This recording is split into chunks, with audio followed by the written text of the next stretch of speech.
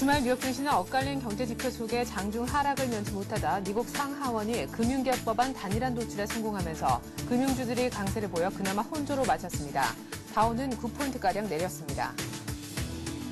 유럽 증시는 태풍 발생으로 인해 피해 확산이 우려되고 있는 브리티시 페트롤리엄의 주가가 곤두박질 치면서 4거래일 연속 하락했습니다. 기대에 못 미친 미국의 1분기 GDP 확정치도 악재였습니다.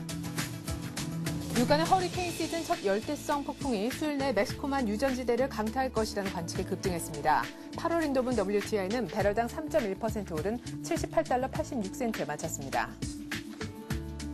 미국의 지난 1분기 GDP 성장률 확정치가 예상보다 낮은 연율 2.7%로 다시 하향 조정됐습니다. 당초보다 소비 지출과 기업들의 투자가 하향 조정된 점이 영향을 미쳤습니다. 미국 상하원이 금융규제 개혁 법안 단일안을 도출했습니다. 금융위기 재발을 막기 위한 이 법안은 다음 달 4일 독립기념일 이전에 표결 처리에 들어갈 예정입니다. 미국의 6월 미시간대 소비자 신뢰지수가 전월 73.6에서 76으로 상승해 최근 2년 내 가장 높았습니다. 이는 예비치 75.5를 상회했을 뿐 아니라 시장 전망치도 웃도는 수치입니다.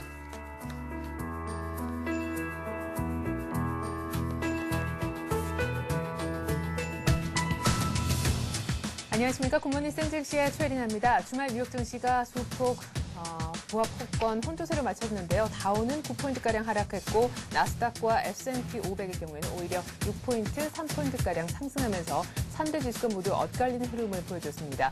그럴 수밖에 없었던 것이 이제 재료가 호황제가 겹쳤기 때문인데요. 미국의 1분기 GDP 성장률 확정치가 발표가 됐는데 예상보다 좋지 않은 결과를 나타냈습니다. 그럼에도 불구하고 금융개혁 법안 규제 완화 소식에 은행주가 안도 랠리를 보여서 은행주 중심으로 상승하려는 움직임도 있었습니다. 금융개혁 법안 중심으로 오늘은 이슈를 좀 많이 다뤄볼 텐데요. 자세한 글로벌 증시 전문가와 함께 알아보겠습니다. 신한금융투자 강남구청역 지점에서 최호선 대리 나오셨습니다. 안녕하세요. 예, 안녕하십니까. 네, 호재와 악재가 뒤섞이면서 혼주로 끝난 뉴욕 증시. 일단 마감 상황부터 간단하게 전해주시죠. 예, 그 뉴욕 증시는 개장 전 발표된 1분기 경제 성장률이 전달 발표치보다 하향 조정된 등 경기 우려감 반영으로 오전장은 하락을 했지만 오후장에서는 이제 상원 하원의 금융개혁 법안 절충안이 발표됐는데 규제 수위가 상원안보다 완화된 점이 금융지에 큰 호재를 작용하면서 오후에는 낙폭을 지르면서 0.09% 하락하여 약보합으로 마감이 됐습니다. 네. 자, 이제 화면에 보니까 말이죠. 여러 가지 재료들도 많이 나왔던 것 같습니다. 금융개혁 법안에 대해서는 저희가 잠시 후에 좀 자세하게 나누어 볼 텐데요. 얘기를요. 자, 먼저 은행주 중심으로 좀 랠리가 있었는데 각각 주요 굵직한 은행들의 이름이 있지 않습니까? 주가가 어느 정도까지 올랐는지요?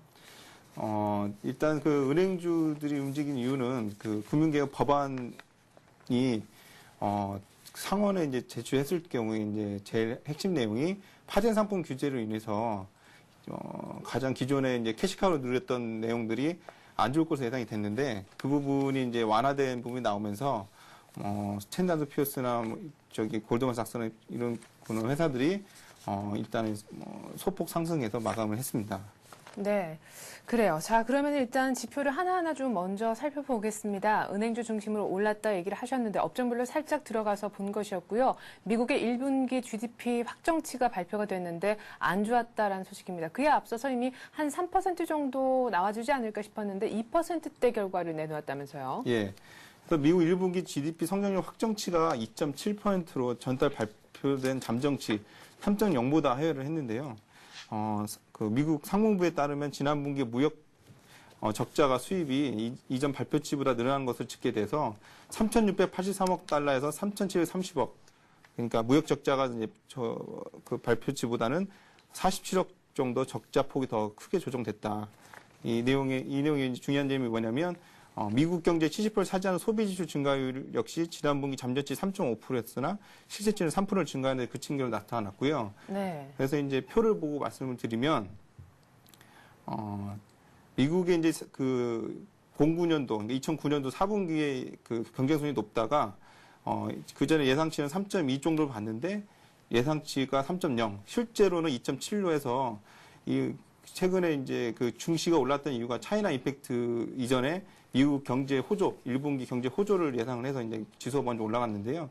실제치는 3.2에서 실제는 2.7로 나왔기 때문에 긍정적으로 나오지 않았다고 좀 보시면 될 것 같고요. 네. 내용을 좀 더 확인해 보면 블룸버그에서 이제 이런 내용이 나왔습니다. 경쟁 성장률 하향 조정에 대해서 유럽 국가 부도 위기 이후 미국 경제가 소비자나 기업의 수요보다는 새로운 생산이 발생하지 않는 그 재고 축적 의존도를 높이고 있는 데 따른 것이라고 표현을 했는데 네. 쉽게 얘기해서 뭐 투자와 소비를 보류하고 있다라고 네.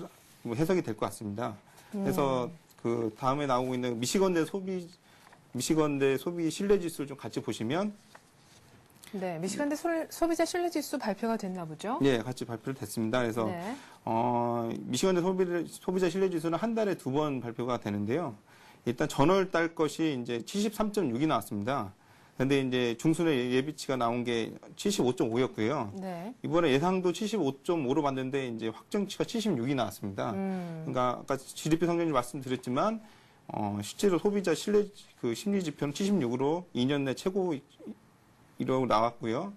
결과적으로 이제 GDP 성장률이랑 같이 얘기를 하다 보면 그 유럽 리스크에 대한 불안 심리, 경제 성장률이 지속될 거라는 불안 심리 때문에 신뢰 지수는 높으나 실제로 투자나 소비는 이루어지지 않고 있다. 예상보다는 않고 있다. 이렇게 해석했으면 될 것 같습니다. 네. 유럽발 위기가 미국에 닥쳤음에도 불구하고 미국 소비자들의 소비 심리는 아직까지 꺾이지 않음을 미시간대 소비자 신뢰지수 6월 지수를 통해서 저희가 한번 확인을 해볼 수가 있었습니다. 2년 내 최고치를 찍었다라는 소식. 그러나 미국의 1분기 GDP 확정치가 2.7%로 하향 조정된 것으로 보아서 기업들이 아직까지 고용이라든가 투자 부분은 조금 꺼리고 있다라는 것을 저희가 알 수가 있었습니다. 미래를 향한 심리는 살아있는데 ING형은 좋지 않았다라는 것을 저희가 지표를 통해서 확인을 했고요. 자, 그리고 이제 문제가 됐던 금융개혁 법안 얘기를 좀 해보죠. 미국 상원과 하원이 나름대로의 절충안을 20시간에 걸친 마라톤 회의 끝에 도달을 했는데요. 사실 이 금융개혁 법안이라는 것이 미국의 은행주에는 수익에도 좀 안 좋은 영향을 미치고 규제를 어쨌든 강화한다라는 것이기 때문에 은행주가 좋지 않을 것이라 예상을 했었는데 강세를 띄었네요. 그래서 이 내용의 일단 정치적 의미부터 봐야겠는데요. 네. 일단 오바마 정부가 이제 들어서 이제 대선 때 주 공약이 의료보험 개혁과 금융법안을 개혁해야겠다는데 왜 금융법안을 금융업의 개혁을 해야 되냐? 오바마 정부가 이제 들어서게 된 이유가 서브프라임 모기지로는 위기로 인해서 네. 그 미국 경제 매우 어려웠고 세계 경제 어려웠지 않습니까? 네. 그래서 투자은행 축소, 그러니까 파생 상품 거래 축소를 하게 되면 금융업종들도 업의 이제 그 규모가 줄어들 거긴 하지만 그거에 대한 그 규제에 대해서는 그 금융업종에 일하는 사람들도 공통적으로 이시를 하고 있었습니다. 네. 그래서 문제는 이제 기존에 그런 부분이 악재로 들어섰던 게 뭐냐면 그 전체 그 내용 중에 보게 되면 그 은행 부분의 볼코를가 일부 스와프 트레이딩 분산한 내용이 있는데 이 내용이 뭐냐면은 이제 대형 금융사지 자기 돈을 자기 계정 굴리는 것, 그러니까 프롭 트레이딩이 금지가 됐다는 내용이 있었는데 이 부분과 일부 스와프 트레이딩 분산, 그러니까 여기에는 외환 및 금융 스와프, 금융 스와프 거래, 그다음에 뭐 농산물이라든지 기초 뭐 부동산을 관련된 그 크레딧 디포트 스파하고 이런 파생 상품들이 있는데 네. 이 부분을 전면 금지를 하려고 했다가 네. 일부를 완화를 시켰습니다. 그래서 이제 내용이 많지만 요약해서 말씀을 드리면 추가 비용이 들긴 하지만 영업을 아예 못하게 한 건 아니기 때문에 네. 그런 부분이 기존에 이제 눌러왔던 불확실성에서 실제로 발표되면서 이제 안도감으로 인해서 이제 그 긍정적으로 받아들이면서 지수가 올라가게 된 거죠. 그래요. 자, 원래는 금융주에는 좀 안 좋은 영향이 있을 수도 있는 그런 내용이긴 하지만 사실상 불확실성이 제거됐다라는 측면에서 은행주 중심으로 안도 랠리를 보였다라는 말씀이신 것 같습니다. 또한 규제에 대한 어떤 그 수위도 예상을 조금 많이 안 좋게 했었는데 그렇게 안 좋았던 예상보다는 그렇게 썩 그나마는 좀 괜찮았다라는 반응들이 은행주 중심으로 있었던 것 같습니다. 내용은 사실 어려운 것들이 좀 많아서요. 뭐 이렇게 대충은 언급을 해주셨는데 조금 더 구체적으로 좀 들어봤으면 싶습니다. 금융개혁안의 내용, 뭐 골자가 크게 한 몇 가지 정도로 나눠볼 수 있습니까? 네, 일단 그 골자의 내용은 이제 은행 부분과 투자 네. 부분, 네. 그다음에 소비자 부분, 그다음에 감독 시스템 부분이 있는데요. 네. 핵심 내용은 그 FRB 권한을 강화시켰다는 내용이고요. 그 부분에 대해서 이제 오바마 대통령이 조정안에 대해서 90% 내가 생각했던 거가 포함이 돼 있다. 대만족으로 했습니다. 네. 그래서 그 내용을 좀 다시 한번 확인을 해보면 FRB 권한 대폭 강화의 이제 주된 내용은 통화 정책 기능의 전 은행 감독 및 소비자 보호까지 그 업무를 FRB가 가지게 됐다. 이게 핵심 내용입니다. 네. 그래서 FRB가 어떤 내용으로 이제 그 감독을 하냐면 금리 정책 등 정통적인 통화 정책뿐만 아니라 미국의 은행과 여신 관련 기관, 카드 서비스 기관 전반을 감독하는 막강한 권한을 갖게 됐는데요. 네. 이 내용을 좀 간단히 말씀드리면 특히 은행 부분에 볼코를 방금 말씀드렸던 내용이 있는데요.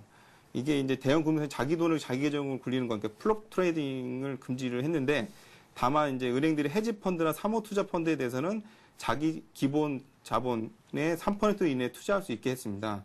기존의 법안은 이제 못하게 하려고 했는데 3% 이내는 할 수 있게끔 해준 거고요. 네. 그다음에 일부 스와프 트레이딩 분사는 기존에 이제 자기 자본 계정으로 했었지만 이제 독립된 회사로 분사를 해서 이 스와프 트레이딩을 하게 되면은 그 부분을 허용을 하겠다. 네. 이게 분사를 하게 되면 그거에 대한 추가 비용이 발생하지 않습니까? 네네. 추가 비용 발생하지만 영업을 할 수 있다는 것 자체가 또 안도로 시장에서 받아들였고요. 네. 그다음에 이제 투자 부분 내용에서는 이제 신용평가 기관에 대한 감시 강화. 그래서 이번에 좀 말이 많았지 않습니까? 네. 모건 스탠리나 이쪽 피지사들 이런 글로벌 금융위기를 제대로 얘기 못하고 그다음에 그 서프라임 모기론 때 그 부동산 그 리스크를 얘기를 못했던 이런 그 신용평가 기관에 대한 감시 강화를 더 심하겠다. 네. 이런 부분이 또 있었고요. 네. 그다음에 그 기업 지배구조 헤지 펀드 이쪽에 관련해서는 규제 내용도 나왔는데 이제 네. 기업 지배구조 내용은 이제 상장회사 주주에게 경영진 모수와 적재적 M&A 방어선의 황금 낙하산에 대해서 반대 의사를 나설 수 있는 비구속성 투표권이 부여됐다. 네. 이게 뭐 무슨 내용이냐면 오바마 대통령이 이제 그 주로 계속 얘기했던 게 뭐냐면 AIG 같은 경우에도 회사는 계속 공적 자금이 투입이 되고 네. 손실을 많이 끼쳤지만 네. 그 영업사원들이라든지 그 경영진들은 천문학적인 인센티브나 이제 보수를 가져갔거든요. 네. 예, 그런 부분에 대해서 이제 그 경영권에 대한 어떤 그 지분권에 대해서 제재를 가하겠다 이런 거였고요. 그다음에 헤지 펀드 같은 경우는 자산 규모 1억 5천만 달러 이상 헤지 펀드, 사모 투자 펀드도 증권거래소에 이제 등록을 하고 거래 정보를 제공하기로 했다.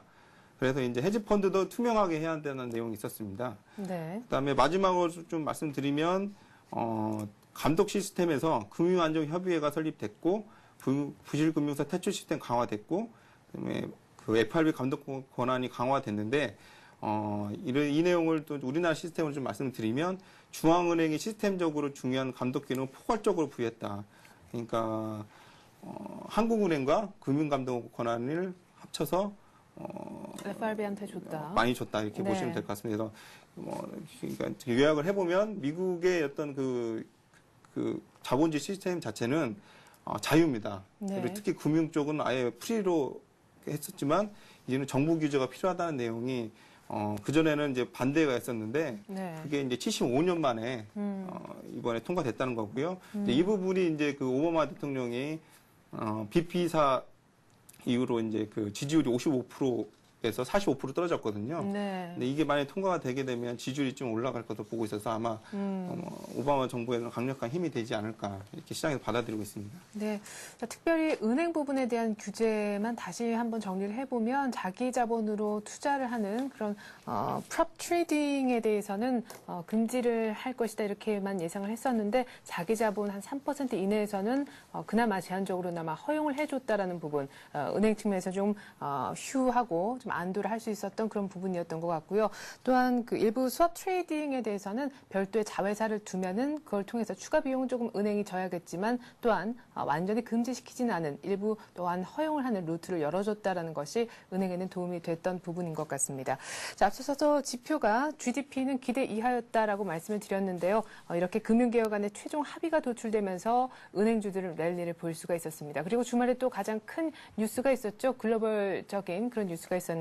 G20 회의가 캐나다 토론토에서 열렸습니다. 이 자리에서 은행세 합의가 이루어질 것인지 여부, 또 긴축이냐, 또한 재정적인 확대 부분이냐, 여러 가지 이슈들이 있었습니다. 위안화 얘기도 나올 것인가 관심이 많았었는데, 자, G20 회의 결과에 대해서도 요약을 좀 해주시죠. 예, 일단 결론부터 좀 말씀을 드리면요. 향후 3년 내 적자를 절반 규모로 줄이고 2016년까지 정부 부채 비율을 안정시키려 하는 재정 계획을 채택을 했는데요. 이날 G20의 이제 내용이 뭐냐면 성장을 중시하는 미국 쪽의 입장과 아니면 그 안정적인 재정 건전성을 확보하면서 리스크를 줄이자고 하는 독일의 그 메르켈 총리의 주장이 있었는데 일단은 무게중심은 긴축 쪽으로 특히 안정적 긴축 쪽으로 결정됐다고 보시면 될 것 같고요. 네.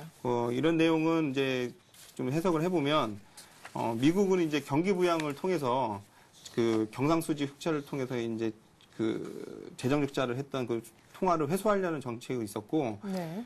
이제 유럽 같은 경우는 중간에 그 그리스 문제라든지 남녀노 문제 때문에 돈을 풀었지만 회수를 하려고 했더니 회수하려면 이제 금리 인상과 이제 그 세금을 많이 걷어들여야 하는데 네. 이런 부분에서 이제 그 유동성이 부족해서 망할 수가 있거든요. 그래서 대표적인 나온 내용이 이제 그리스나 스페인 얘기 나왔는데 그래서 그 돈을 지급해야 하는 그 독일 입장에서는 안정적인 내용을 중시했는데 무기 중심이 독일 쪽으로 해서 긴축 쪽의 중심으로 결정이 났다 이렇게 보시면 될 것 같습니다. 네, 그래요. G20 정상회의가 있었는데요. 결국에는 재정 적자 쪽에 절반 감축하는 것을 합의를 한 것 같습니다. 경기 부양이냐, 뭐 긴축이냐에서 말이 많았는데 결국 G20이라는 그 공동체 자체가 사실은 하나의 어떤 그 결론을 보기가 좀 쉽지 않은 특성도 갖고 있죠. 결국에는 여러 가지 의견이 엇갈리는 가운데 은행세에 대해서는 합의를 이뤄내지 못한 것 같고, 뭐 부양이냐 긴축이냐에 대해서는 어떤 일정한 시간을 갖고 나름대로 적자 규모를 좀 줄이는 쪽으로 이 정도 선에서는 합의가 이루어진 것 같습니다. 자, 유럽 쪽 마감도 한번 볼게요. 유럽도 계속해서 반등을 하질 못하네요. 예, 그런 부분이 이제 계속 압박을 두고 있고요. 실질적으로는 이제 스페인이나 그리스의 이제 7월 국채 만기가 있기 때문에 네. 그런 문제가 이제 실질적으로 7월달에 해결되지 않기 전에는 일단 뭐 지수는 상승 동력을 갖기 어려운데 특히 이제 유럽 G20 정상회의 무게중심이 있었고요. 그 부분이 이제 오늘 새벽 4시에 결정이 돼서 이제 오늘 오후부터 이제 반영이 될 것 같고요. 네. 그래서 이런 안 좋은 지수는 뭐 일단은 실질적으로 7월 달까지는 지속이 되지 않을까 이렇게 생각하고 있습니다. 네, 미국의 GDP 확정치가 안 좋게 나온 것도 좀 부담이었겠고 지금 뭐 태풍 얘기가 나오면서요. 브리티시 페트롤리움의 주가가 또한 원유 유출된 거 회수하는 것에 작업이 조금 더 어려워질 수 있겠다라면서 BP가 급락을 하니까 6% 이상 유럽 쪽의 분위기가 더 안 좋아진 것이 아닌가 싶기도 합니다. 그런데 이 태풍 얘기 때문에 오히려 득을 본 쪽도 있습니다. 상품 쪽 얘기를 좀 들어볼 텐데 유가는 급등했다면서요? 예, 그렇습니다. 그래서 2.35포인트 올라는 78.86으로 이제 끝났는데요. 일단 그 전에 이제 그 위안화 절상 문제로 해서 원유 수요 회복 그냥 기대감이 있었고, 그다음에 태풍 문제 때문에 이제 유가가 좀 올랐고요. 네. 반면에 이제 상품 가격 좀 말씀드리면 금 가격도 좀 올랐습니다. 0.83% 올라서 이제 좀 사상 최고치를 이어가고 있고요. 네. 반면에 이제 달러는 0.57% 소폭을 하락을 했습니다. 네. 자, 이렇게 해서 상품 쪽 얘기까지 한번 들어봤습니다. 자, 이렇게 해서 뉴욕 증시 한 주간 보니까요. 주간 단위로 3주 만에 약세를 그려냈습니다. 역시나 뭐 그에 앞서서 그리스의 그 국채 CDS 프리미엄이 사상 최고치에 달했다 이런 소식도 있었고, 뭐 유럽 쪽 얘기 또 미국에서 지표들이 최근 들어서 계속해서 좋지 못해서 경기 둔화에 대한 우려도 높이고 있는 그런 시점입니다. 이번 주에는 과연 어떤 지표가 있을지 궁금한데 가장 중요한 것은 주 후반 고용 지표가 될 것이라고요. 그렇죠. 그 7월 1일 날 고용 지표가 있는데요.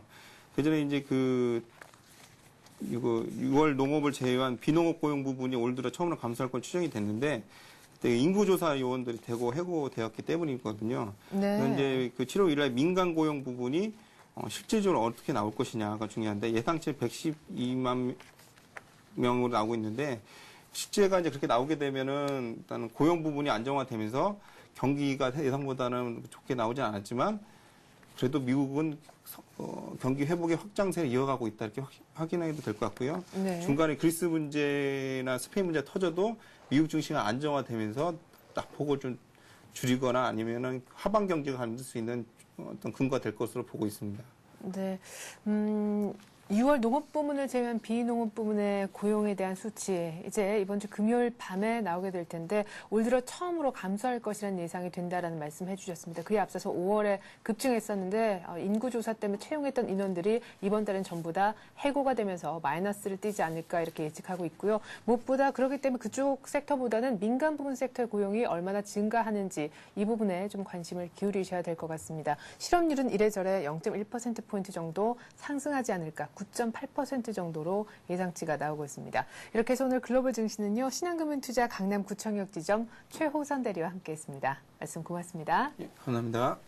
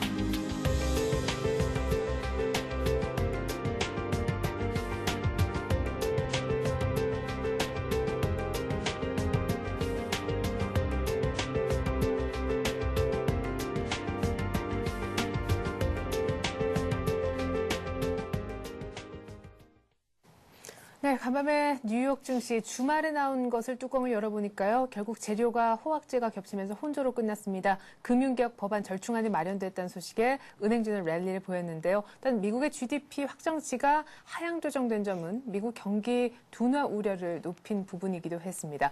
오늘 우리 장은 뉴욕 증시 주말에 있었던 분위기를 어떤 식으로 반영하는지요. 전망 들어보는 시간 갖죠. 신한금융투자 영등포 지점에서 조재석 부장 나오셨습니다. 안녕하세요. 네, 안녕하십니까. 네, 지난주 금요일에는 뉴욕발 악재 때문에 1720선까지 후퇴를 했습니다. 이런 가운데 이제 며칠 후면은 6월도 끝이 나고 이제 막 7월은 3분기 시작이지 않습니까? 올 상반기 정리하는 움직임도 많은데 올 상반기 코스피가 나름대로 해외 다른 증시보다는 좀 선전했다 이런 평가도 나오더라고요. 예. 지금 지난주 증시가 1729포인트로 마감을 했습니다. 그래서 네. 해외 증시보다는 국내 증시가 좀 선방을 하고 있고요. 지난주에 보면은 그 중국에서 이제 위안화 환율 확대 유연성 조치가 나오면서 그 중국 관련주였던 소재주라든지 그다음에 소비 관련주들이 이렇게 상승을 하면서 5주 연속 상승을 이렇게 마감을 했습니다. 네. 제가 여기 방송에 나올 때 이제 지난번에 한 4월달 8주 연속 상승 이런 마감 이렇게 뉴스를 했었는데 지금 5주 연속 상승 마감이니까 좀 많이 올라왔다는 소리를 이렇게 보여줄 수 있을 것 같고요. 네.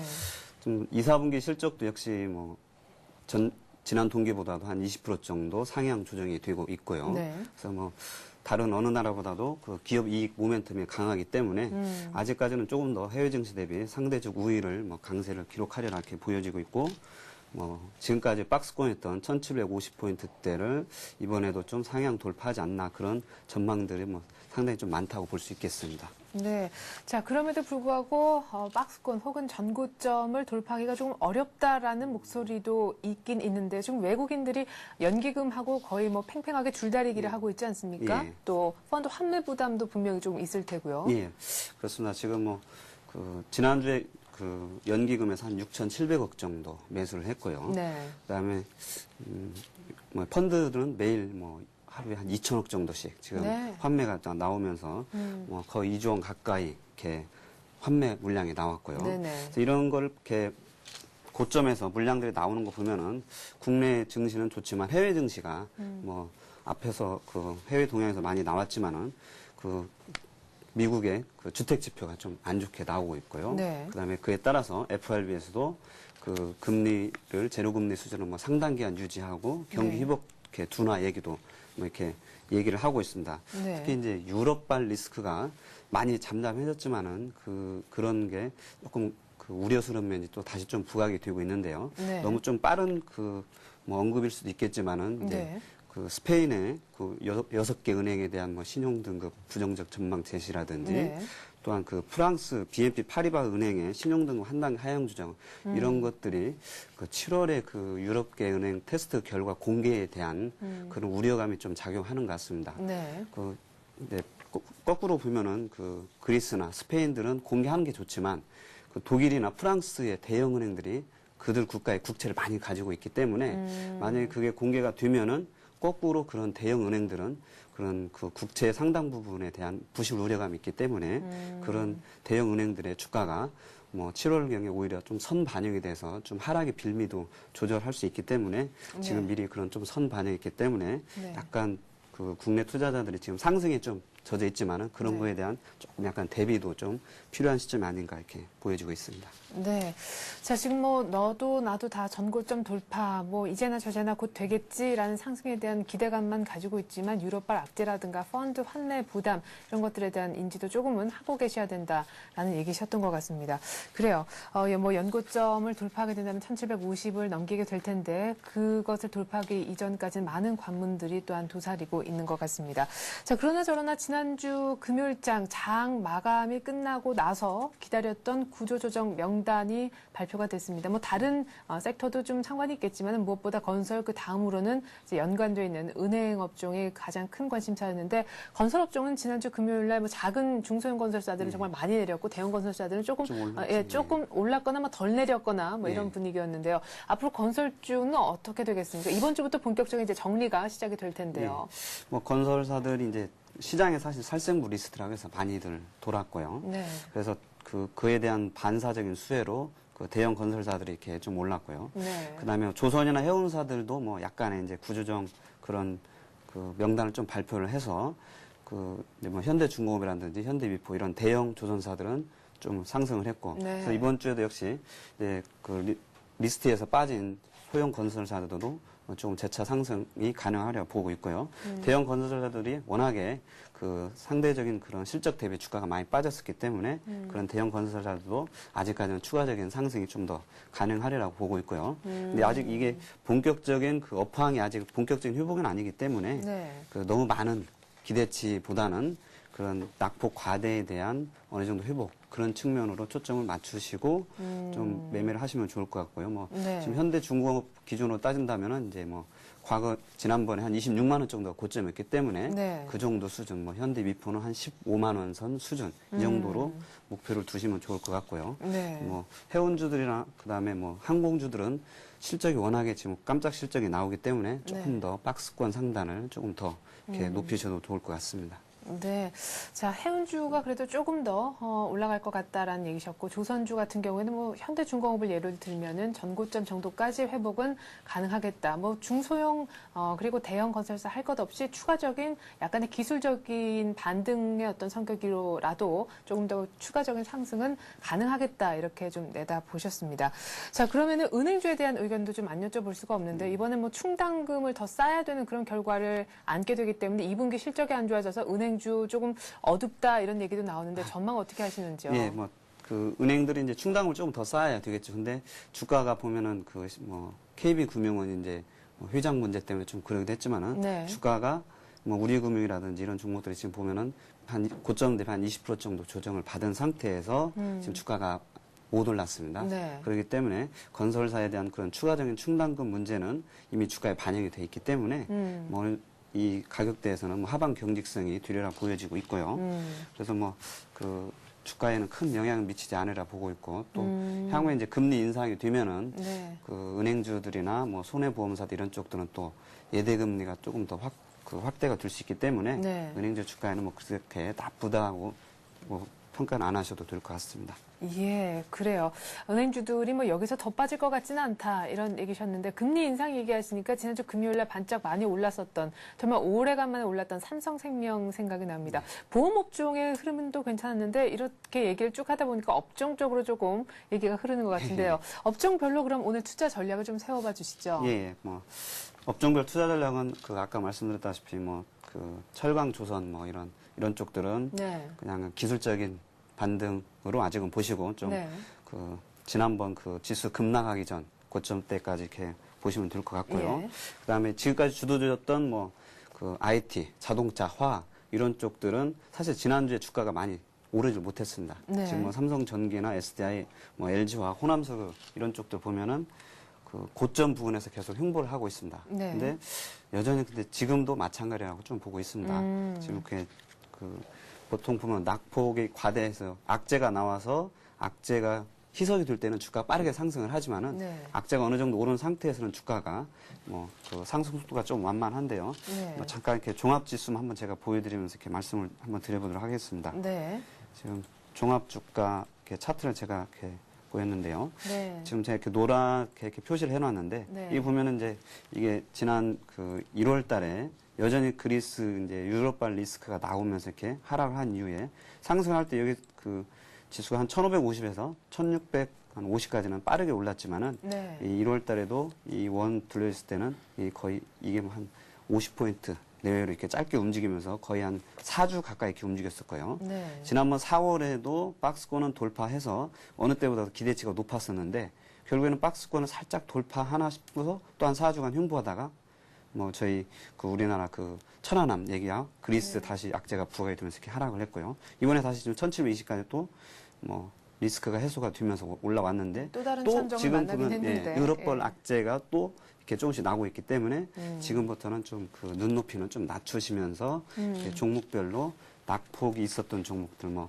그 아까 말씀드렸던 그 IT나 자동차들 대형주는 네. 한 2, 3일 빠져서 21선 근처 왔을 때 이제 좀 매수를 하시고 네. 그다음에 그 뭐 반도체나 LED 부품 업체들은 여전히 실적은 좋은데 요즘에 좀 상승 속도가 좀 둔하기 때문에 한 이것도 21선에서 60일선 사이 정도 주가가 이렇게 내려왔을 때 네. 그때 좀 매수를 해서야 좀 그나마 수익을 좀 낼 수 있을 것 같고요. 지난주에 보면 그래서 많이 빠졌던 뭐 그 네페스라든지 DMS, 네. 뭐 아바코 이런 종목들이 많이 올랐었는데요. 주성 엔지니어링도 많이 올랐죠. 예, 그러니까 그런 종목들이 보면 한 20일 이평선, 60일 이평선 사이 정도까지 조정을 받았다가 올랐기 때문에 네. 뭐 이번 주로 보면 이제 뭐 DMS나 뭐 에이테크 솔루션, 뭐 아토 이런 종목들이 그런 종목에 좀 해당이 되지 않나 이렇게 보여지고 있습니다. 네, 아무래도 지수 저희가 차트를 보았듯이요. 이제 지수가 시원스럽게 올라가기는 조금 어려운 자리. 그래서 기존 주도주의 대형주 같은 경우에는 한 21선 매매 정도, 21선 정도 내려오면 그때 다시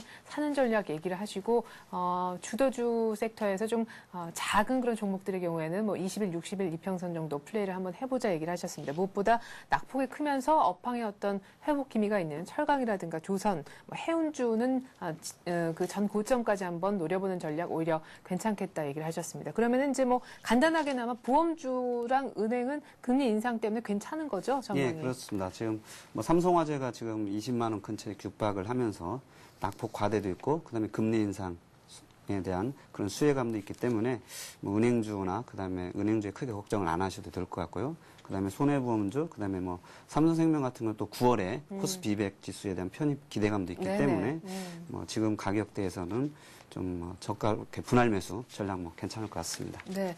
자, 지난주에는 우리 조재석 부장님께서 성호 하이텍 얘기를 하셨는데 좀 가는 듯 하다가 좀 아쉽게 지금 주가 흐름이 조금 조용하거나 내지는 내리고 예. 있는데 오늘은 어떤 종목 얘기해 오늘은 볼까요? 뭐 그래서 약간 중형주로 이렇게 좀 소개를 해드리려고 하는데요. 뭐 코오롱 인더스트리입니다. 지난 5월에 나와서 제가 한번 이렇게 말씀을 드렸던 종목인데요. 네. 뭐 기본적으로는 그 자동차와 IT 업황 회복에 대한 그런 수혜 종목이라 할 수 있겠고요.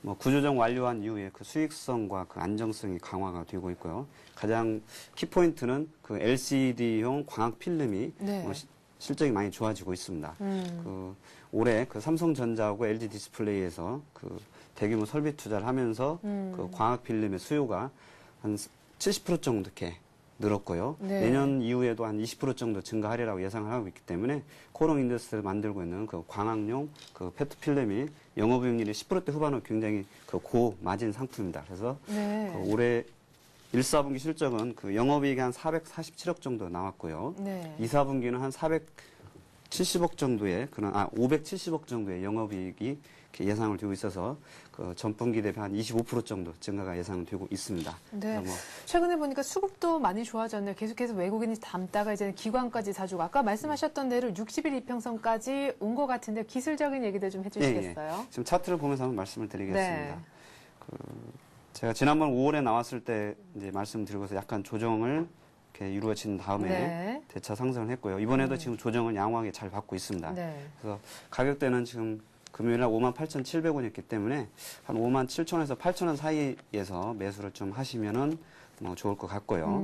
그다음에 목표가는 올해 주당 순이익이 한 7,300원 정도 나오고 네. 있고요. 그 매출이 올해 한 3조 되는데 지금 현재 시가총액이 9,800억으로 매출액 대비 시가총액이 너무 작기 때문에 주당 순이익 한 7,300원에 퍼 10배 곱한 한 7만 원 정도의 목표가를 정하시고요. 네. 뭐 손절가는 그 20일 이평선이 기다리고 있는 한 5만 5천 원 정도를 손절가로 두시고서 매매를 하시면 좋을 것 같습니다. 네, 그럼 지금 화면에 목표가 7만 원 나가고 있지만 7만 3천 원 정도로 위쪽으로 조금 더 잡아주신 거죠? 예, 예. 네, 알겠습니다. 이렇게 해서 코롱 인더스트리 저희가 얘기를 한번 들어봤습니다. 신한금융투자 영등포 지점 조재석 부장과 함께했습니다. 부장님 말씀 잘 들었습니다. 예, 감사합니다.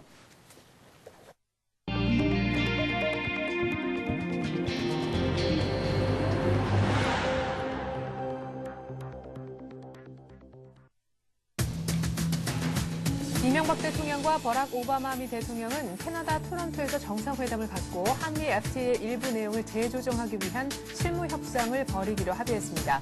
자동차 비관세, 쇠고기 완전 개방 등의 압박이 예상되고 있는데요. 절충도 쉽진 않아 보인다는 분석입니다. 구조조정 대기업 명단이 확정됐죠. 이에 따라 채권은행들이 이번 주부터 워크아웃이나 법정 관리 등 구조조정 절차에 돌입을 합니다. 부실 경영에 대한 책임을 들어서 오너 의사 재출연을 요구하거나 경영권을 박탈하는 방안도 강구되고 있습니다. 기아차 등 타임오프 문제로 단협을 체결하지 못하고 있는 사업장의 노조전임자 전원이 오는 7월부터는 임금을 받지 못할 것으로 전망이 됩니다. 단협이 체결만 되면 타임오프 내 전임자는 임금을 받을 수 있는 상황인데요. 이에 따라 타임오프를 둘러싼 노사 갈등이 한층 격화될 것으로 예상됩니다. 오는 7월부터 18세 미만 자녀가 3명인 다자녀 가구가 취득하는 자동차 취득세와 등록세 감면폭이 현행 50%에서 100%로 확대가 됩니다. 또 술의 주 원료 원산지를 반드시 표기를 해야 하고요. 집에서 주문해 먹는 치킨의 원산지도 따져볼 수가 있겠는데요. 이같이 하반기부터 달라지는 제도들 어떤 것들이 더 있는지 일목요연하게 정리해 보겠습니다.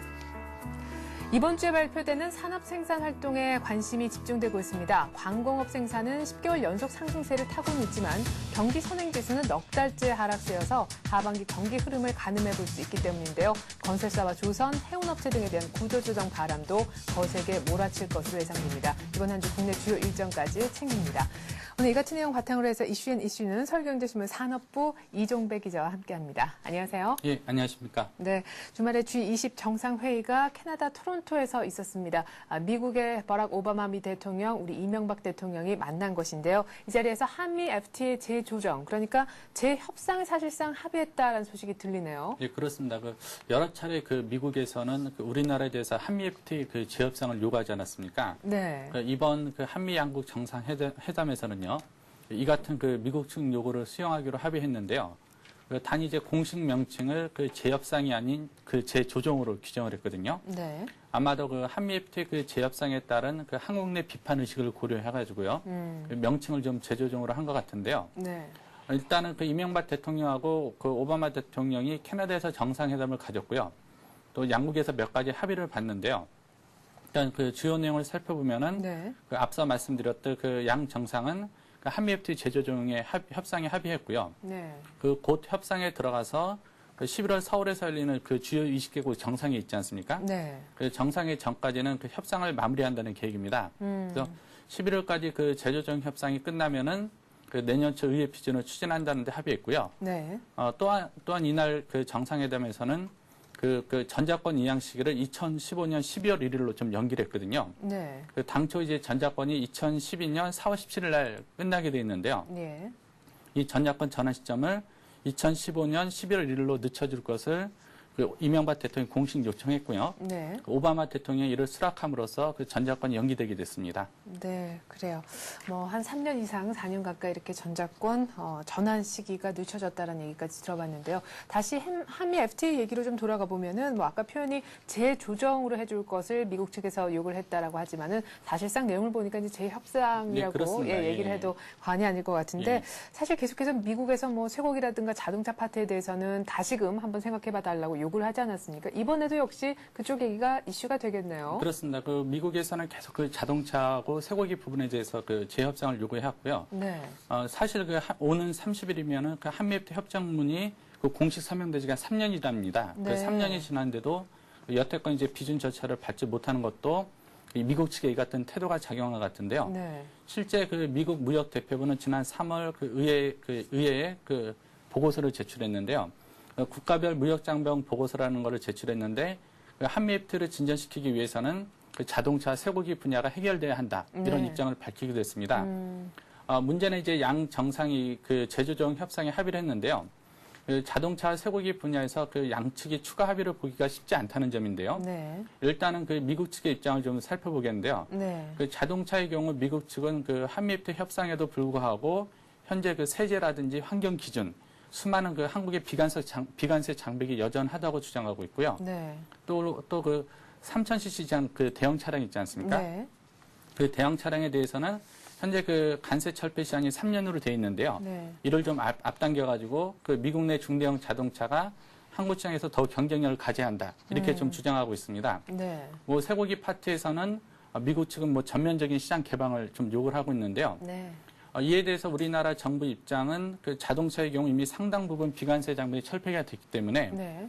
뭐 추가로 문을 열어야 될 사항은 없다. 이게 공식 입장이고요. 네. 또 쇠고기에 대해서는 그 완전 개방은 쉽지 않다. 그러니까 한국 소비자들이 아직까지 미국 쇠고기를 신뢰하지 않고 있다. 그렇죠. 예. 이런 입장인데요. 사실 그 실무 협의 과정에서 이렇다 보니까 상당히 진통도 예상되는데요. 네. 아마도 이번 그 제조정 협상은 미국 측의 요구를 우리나라가 얼마나 수용하느냐. 네. 이게 관건이 될 것 같습니다. 네. 자, 한미 FTA 말씀하셨듯이 타결이 된 지 지금 오는 30일이면 3년이 된다고 하는데 뭐 양 나라의 그 의회들의 통과를 받지 못해서 아직까지는 좀 머물러 있는 발효가 되지 못하고 있는 그런 상황입니다. 뭐 말씀하셨듯이 쇠고기 자동차 분야에 대해서 양측 간의 얘기가 좀 잘 이루어진다면은 지금 아침에 뜬 뉴스 보니까 내년 초에 미국 의회 통과를 추진하겠다 이런 얘기까지 나오네요. 자, 그리고 다음 소식입니다. 지난 주말, 그러니까 금요일 오후에 발표가 됐죠. 채권단이 건설사, 조선, 해운 등의 구조조정 받을 만한 기업들 명단을 공개를 했는데 아마 이번 주부터는 워크아웃이든 퇴출이든 그 작업이 본격화될 것 같아요. 네, 그렇습니다. 그 지난주 이제 구조조정 대기업 명단이 확정됨에 따라서요. 그 채권은행들이 이번 주부터 워크아웃이나 그 법정 관리 등 구조조정 절차에 돌입하게 되는데요. 네. 아마도 그 이 과정에서 채권단은 그 부실 경영에 대한 책임을 묻기 위해서요. 오너의 사제 출연이나 뭐 경영권을 박탈하는 방안도 강구하고 있는 것으로 전해지고 있는데요. 네. 채권단의 이제 구조조정 일정을 보면은 일단은 그 7월 중순까지는요. 그 C등급을 받은 그 38개 업체를 대상으로 그 실사 등을 거쳐서요. 네. 그 억화웃 개시 선언을 한다는 계획입니다. 뭐 억화웃 대상 기업에게는 뭐 채무 동결이나 채무 상환 유예 등의 그 경영 정상화 방안이 지원되고요. 네. 반대로 이제 D등급을 받은 27개 업체 있지 않습니까? 네.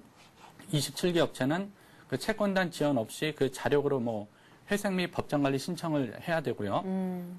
이렇게 되고 또 7월에는 그 중소기업 구조조정도 좀 본격화되는데요. 네. 채권은행은 지난주 그 대기업 그거 별개로요. 7월부터는 그 신용공여액 500원 미만의 그 중소기업을 대상으로 그 신용력을 평가해서 구조조정을 단행하기로 했는데요. 네. 아마도 이래서 그 곧 다가올 7월은 그 구조조정으로 선정된 대기업들의 경우는요. 좀 이제 생사의 선택의 기로에 놓이게 될 것 같고요. 네. 중소기업은 아마 구조조정이 본격화되는 7월이 될 것 같습니다. 네. 자, 그리고 오는 7월 1일부터는요, 이번 주 중반서부터는 노조 전임자 임금 지급이 금지가 되고, 단 예외적으로 허용되는 것은 이 타임오프제의 범위 내에서만 인정이 되게 되는데, 지금 현재 노사 간 타임오프제 적용을 두고, 아직까지, 협상을 벌이고 있는 그런 와중입니다. 단체 협상이 지금 진행 중에 있는데요. 만약에 이걸 이제 7월 1일 이전에 단체 협상에서 이렇다 할 결론을 못 내면은 지금 뭐 임금을 그 누구도 받을 수 없는 그런 상황에 처해 있다면서요. 네, 그렇습니다. 뭐 지적하신 대로 지금 여러 사업장에서 그 타임오프를 놓고 지금 협의를 하고 있고요. 네. 하고 있는데 또 많은 사업장들이 합의를 못 보고 있지 않습니까? 네. 그래서 그 정부에 따르면은 그 7월 1일 이전에 그 노사 단협 체결이 마무리되지 못하면요. 네. 그 지적하신 대로 그 전임자 모두 임금을 받을 수 없다고 합니다. 뭐 한마디로 7월 1일부터 타임오프제가 시행되는데요. 만약 그때까지 그 노사가 타임오프 협의하지 못하면은 그 원칙적으로 그 노조 전임자 임금 지급이 금지되는 상황이 되어 있는데요. 네. 현재 그 단열 체결 그 완료 사업장이죠. 네. 그 완료 사업장은 전체 사업장이 한 20% 가량으로 알려지고 있는데요. 네. 뭐 상당수 사업장이 아직도 그 노사 간 합의를 보지 못한 상태인데요. 사실 이런 상황에서 뭐 7월 1일 그 타임오프가 시행되면 그 또 한 번의 그 노사 간 갈등이 예상되고 있습니다. 네.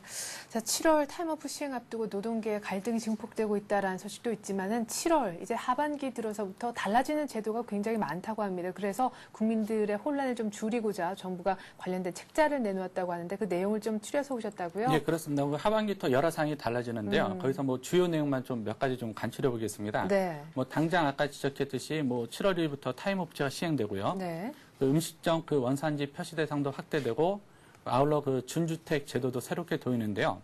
좀 주요 내용을 간추려 보면은 일단은 그 3자녀 이상의 그 다자녀 가구가 그 자동차를 살 때 그 납부하는 취등록세 감면 폭이요. 네. 50%에서 100%로 확대됩니다.